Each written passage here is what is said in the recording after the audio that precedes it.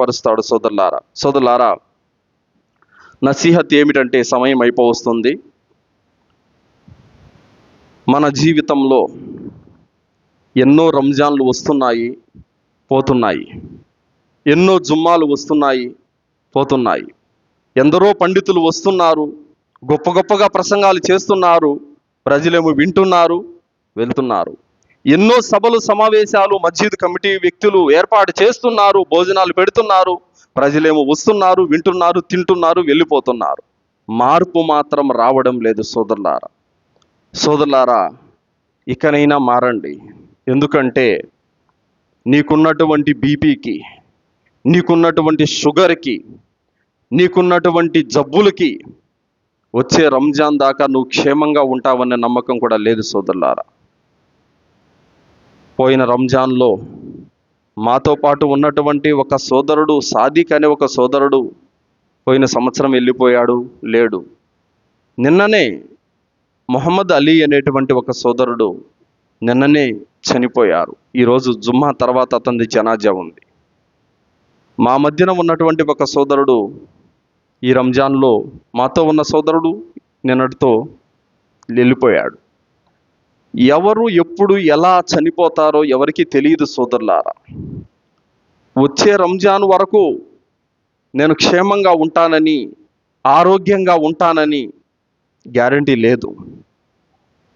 కావున ప్రతి ఒక్కరు కూడా వయసుతో సంబంధం లేకుండా ఎలా పడితే అలా చనిపోతున్నారు. మనం చూస్తూనే ఉన్నాము.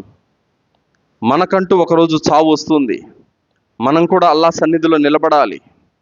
ఆ రోజు కోసం సత్కార్యాలు చేసుకోవాలి. సోదరులారా, ఎంతసేపు మనము ప్రాపంచిక జీవితం కోసమే పాకులాడుతున్నామే తప్ప పరలోకం కోసం ఏదైనా చేసుకున్నామన్నటువంటి ఒక ఆలోచన లేదు. మనసుల్లో మార్పు రావడం లేదండి. ఎన్నో చావులు ఈ కళ్ళతో మనం చూస్తూ ఉన్నాం. ఎన్నో చావులు ఈ కళ్ళతో చూస్తున్నాము. ఎందరో జనాజాల్లో మనం పాల్గొంటున్నాము. ఎందరికో ఈ చేతుల మీదుగా మనం కఫం తొడిగిస్తున్నాము. ఎందరికో గుసులు స్నానం చేయిస్తున్నాము. ఎందరినో ఈ భుజాల మీద కబ్రస్థానికి తీసుకెళ్తున్నాము. ఎందరో మయ్యతులని మనము కబ్రస్థాన్లో కప్పెట్టి వస్తున్నాము. అయినప్పుడు కూడా మనలో గుణపాఠం రావడం లేదు. అయినప్పుడు కూడా మనలో ఏమాత్రం కూడా మార్పు రావడం లేదు. మన విశ్వాసం పెరగడం లేదు, మన ఆచరణ పెరగడం లేదు, మనం ధర్మం వైపునకు అడుగులు వేయటం కూడా లేదు. సోదరులారా, ఏం గుణపాఠం గ్రహించినట్టు, ఏం నేర్చుకున్నట్టు, ఏం మార్పు వచ్చినట్టు సోదరులారా ఆలోచించండి. ప్రవక్త ముహమ్మద్ సల్లల్లాహు అలైహి వసల్లం వారు ఏం చెప్పారు? బలి అయి తెగకు చెందినటువంటి ఇద్దరు ముస్లింలు ఇద్దరు వ్యక్తులు, యూద జాతికి చెందిన ఇద్దరు వ్యక్తులు ఇస్లాం స్వీకరించారు. అందులో ఒకడు షహీద్ అయిపోయాడు, ఒకడు సంవత్సరం తర్వాత మరణించాడు. సంవత్సరం తర్వాత మరణించిన వ్యక్తి జన్నత్కి వెళ్ళిపోయాడు, ముందుగా షహీద్ కంటే ముందు. అంత గొప్ప రంజాన్, అలాంటి యొక్క ఔన్నత్యం ఉంది ఆరాధనకి. కావున రంజాన్లో మాత్రమే మసీదులో కనిపించేటటువంటి ఒక ముస్లిం 5 పూట్ల నమాజుకి రావాలి మసీదుకి. జుమ్మా రోజు మాత్రమే మసీదులో కనపడే ఆ ముస్లిం 5 పూట్ల నమాజుకు మసీదులో కనిపించాలి. ఇలా కాకుండా, లేదు నేను రంజాన్కు మాత్రమే మస్జిద్కి వస్తాను, జుమ్మాకు మాత్రమే నేను మస్జిద్కి వస్తాను, మిగతా టైంలో నాకు అవసరం లేదని అంటే కనుక అలాంటి వాడు అల్లాహ్ దగ్గర ఖచ్చితంగా నష్టపోతాడు. అలాంటి వాడు అల్లాహ్ దగ్గర తప్పనిసరిగా ఘోరమైనటువంటి నరకాగ్నిలోకి ప్రవేశిస్తాడు. సోదరులారా, ఎందుకంటే ఈ లోకంలో నిజంగా చెప్పాలని పోతే చాలామంది కొడుకు స్థిరపడడానికి, కూతురు స్థిరపడడానికి తమ సమయాన్ని, తమ వయస్సును, తమ ధనాన్ని, తమ జీవితాన్ని త్యాగం చేసేస్తూ ఉంటారు. సోదరులారా, ఏమయ్యా ఈ 70 ఏళ్ళు వయసు వచ్చింది, ఏం చేసావు? నీ వయసు అంతానంటే కూతురు కోసం, కొడుకు కోసం కష్టపడ్డానండి, బాగా సంపాదించానండి. మరేం చేశావు? కూతురికి బంగారు ఎత్తి పెట్టానండి, కొడుకు కోసం ఫ్లాట్ కొన్నానండి, కొడుకు మంచి ఉద్యోగం సంపాదించి పెట్టానండి. నీ కొడుకు, నీ కూతురు నిలబడ్డానికి నువ్వు ఈ లోకంలో నువ్వు కష్టపడ్డావు, శ్రమించావు. కానీ తీర్పు దినం రోజున అల్లాహ్ దర్బారులో కయామత్ రోజున అల్లాహ్ దగ్గర నగ్న దుస్తులు లేకుండా నగ్నంగా నిలబడే రోజు ఒకటి ఉంది. ఆ రోజు నువ్వు స్థిరంగా నిలబడ్డానికి ఏం తయారు చేసుకున్నావు? నీ కూతురు నిలబడ్డానికి, నీ కొడుకు నిలబడ్డానికి తయారు చేసుకున్నావు, బాగానే ఉంది. కానీ పరలోకంలో నువ్వు నిలబడ్డానికి ఏం తయారు చేసుకున్నావు? ఆ నరకం నుండి రక్షించబడ్డానికి నీకంటూ సామాగ్రి ఏం సిద్ధం చేసుకున్నావు? కావున సోదరులారా, కొడుకుల కోసం, కూతుళ్ళ కోసం కష్టపడడంలో తప్పులేదు. కానీ కష్టపడడంలో, అంటే వాళ్ళ కోసం కష్టపడుతూ నీ నమాజును పక్కన పెట్టడం, నీ ఉపవాసాన్ని ఎగ్గొట్టడం, ఖురాన్ని టచ్ చేయకపోవడం, జిక్ర్ చేయకపోవడం, మజీద్తో సంబంధాలు తెంచేసుకోవటం, ఇది నష్టదాయకం. కావున నువ్వు సంపాదించు, కొడుకులు కూతురు కోసం కష్టపడు, కానీ అల్లా ఆరాధనను కూడా గుర్తించు, అల్లా తాలాను కూడా స్మరించు. నీ హక్కులు ఏవైతే భార్య బిడ్డల మీద ఉన్నాయో అదే హక్కులు, అలాంటి హక్కులు అల్లా మీద కూడా ఉన్నాయన్న విషయాన్ని గుర్తుపెట్టుకో. ఈ విధంగా నువ్వు జీవితం గడిపినట్లయితే గనక పరలోకంలో సాఫల్యం, లేదంటే గనక అల్లా దగ్గర తప్పనిసరిగా నష్టపోయేటువంటి పరిస్థితి వస్తుంది. సోదరులారా, ఈ లోకంలో కొడుకుల కోసం కూతుళ్ళ కోసం రెక్కల ముక్కలు చేసుకొని కష్టపడి రేయింబవళ్ళు శ్రమించి కష్టపడేటువంటి తల్లిదండ్రులు ఉన్నారు. కొడుకు కోసం సర్వం తన జీవితాన్ని త్యాగం చేసిన తండ్రి ఉన్నాడు. కూతుళ్ళ కోసం, భార్య కోసం, తన కుటుంబీకుల కోసం తన రేయింబవళ్ళు కష్టాన్ని మొత్తం పణంగా పెట్టి సంపాదించినటువంటి వ్యక్తులు కూడా కుటుంబ సభ్యులు ఉన్నారు.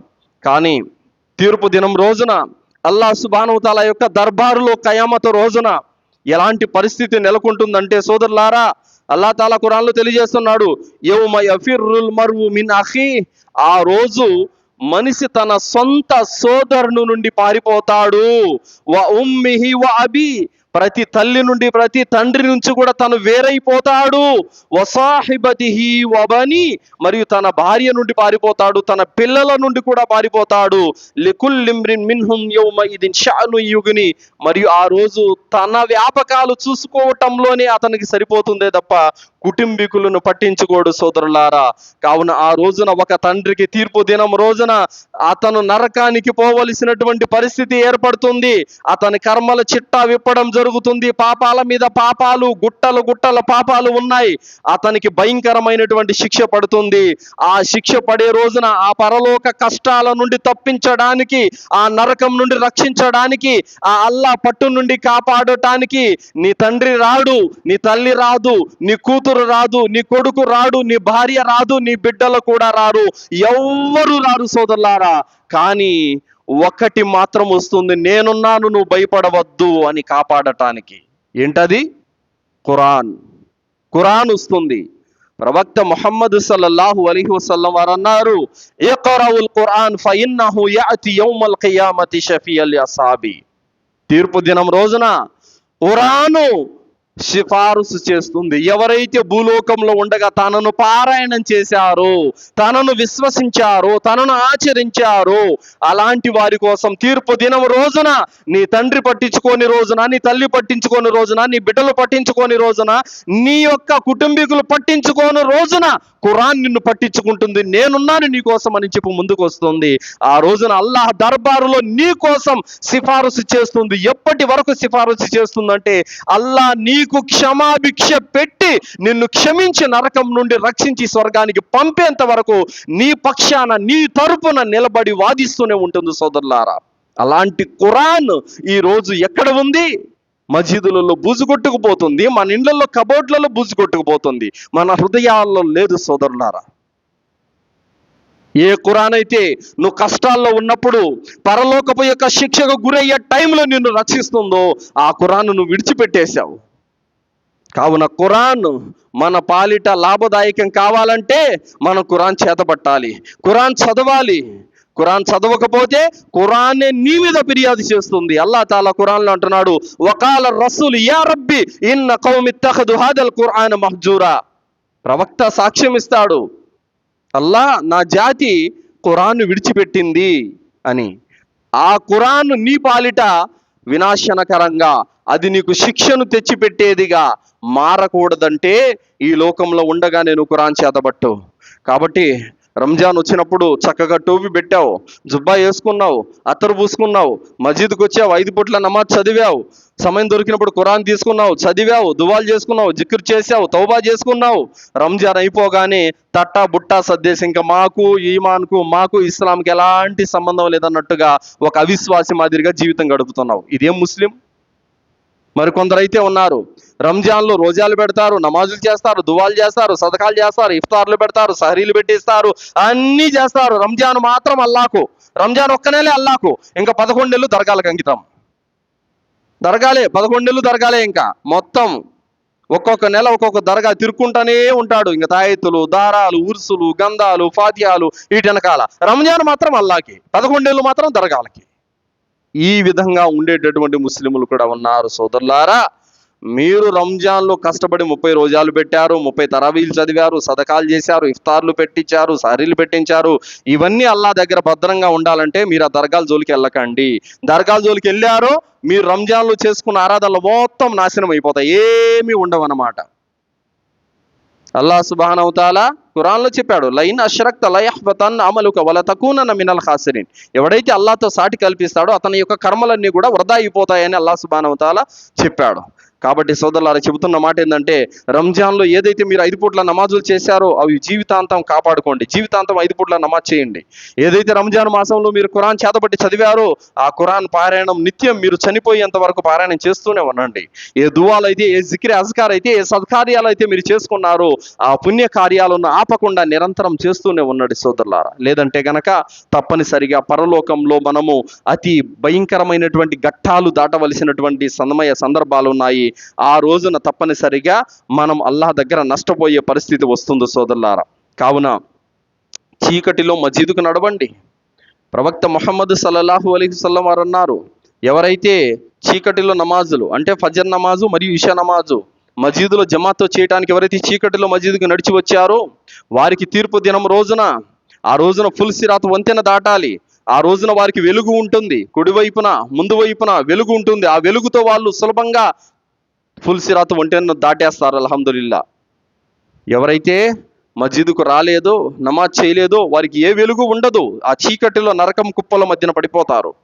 కావున సోదరులారా, ఇస్లాం అమోఘమైనటువంటి ధర్మం. ఎంతోమంది పండితులు మస్జిద్లకు వస్తున్నారు, భయాలు చెబుతున్నారు, వేలకు వేలు ఖర్చు పెట్టి భోజనాలు చేయిస్తున్నారు, వచ్చే పండితులకి ఛార్జీలు ఇస్తున్నారు. ఇంత కష్టపడి ఇన్ని చేపిస్తూ ఉన్నప్పటికీ కూడా ఏదో వచ్చాం, వింటున్నాం, ఈ చెవులో విన్నాం, ఈ చెవులో వదిలిపెట్టేసాం అన్నట్టుగా ఉంది. ఇంకెప్పుడు మార్పు? చెప్పాను కదా, ఎన్నో చావులు చూస్తున్నాం. ఎన్ని చావులు చూస్తున్నామో లెక్కలేదు. అయినా కూడా మార్పు రాలేదు మనలో అంటే గనక ఏంటి అర్థం? మనం పరలోకానికి భయపడడం లేదు. తీర్పు దినం రోజు నా కర్మల హిసాబ్ దినం ఒకటి ఉంది అన్నటువంటి విషయాన్ని మనం మర్చిపోతున్నాం. కావున గుర్తు పెట్టుకోండి, ఈ జీవితం అశాశ్వతం, ఇక్కడే మనం ఉండం. శాశ్వతమైన జీవితం పరలోకం. దానికోసం మనం సన్నద్ధాలు చేసుకోవాలి సోదరులారా. ఏదైతే జకాత్ గురించి, ఫిత్రా గురించి నేను చెప్పానో ఆ విషయాలను మరొకసారి మీరు నెమరు వేసుకొని ఇన్షాల్లా గుర్తుపెట్టుకొని వాటిని ఆచరించడానికి ప్రయత్నం చేయండి. అల్లాహ్తో దువా చేస్తూ ముగిస్తున్నాను. విన్నటువంటి విషయాలపైన సదాచరణ చేసే సద్బుద్ధిని అల్లాహ్ మనందరికీ ప్రసాదించుగాక. అల్లాహ్ సుబ్హానహు వ తఆలా మనకు స్వచ్ఛమైన తౌహీదుపై జీవితం గడిపే భాగ్యాన్ని ప్రసాదించుగాక.